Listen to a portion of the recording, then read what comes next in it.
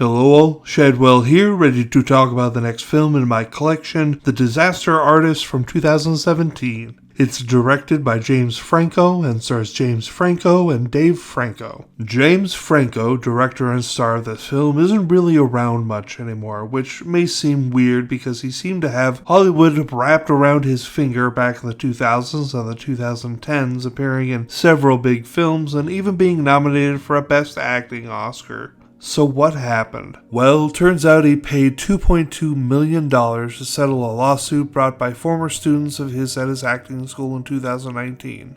Oops, that's not a very good look, James.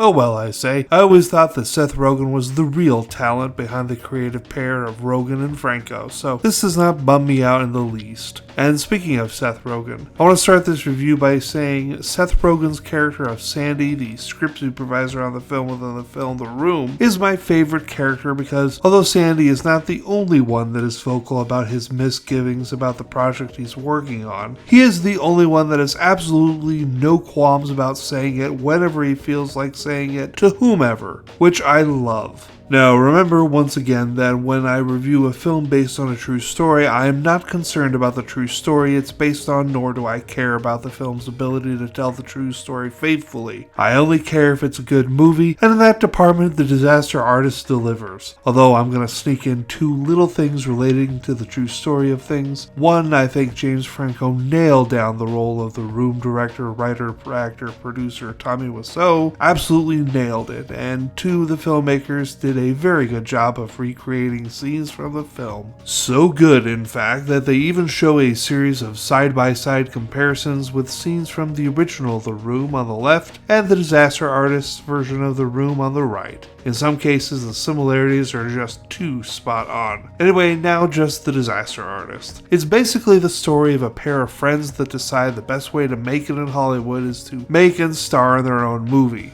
Well, maybe the movie is a lot bit more Tommy Wiseau's than it is Greg Sestero's. Anyway, it turns out there's a reason Tommy isn't making it in Hollywood. Because he directs, contentiously mind you, one of the worst films ever made, which luckily for he and Greg turned out to be one of the best worst films ever made. The story of Greg and Tommy's friendship is at the core of this film, and I think they do a great job of analyzing it for the audience. The Disaster Artist is a good movie, so I'll give it a straight B, and tomorrow we move into a 90s film called Disturbing Behavior. See y'all then.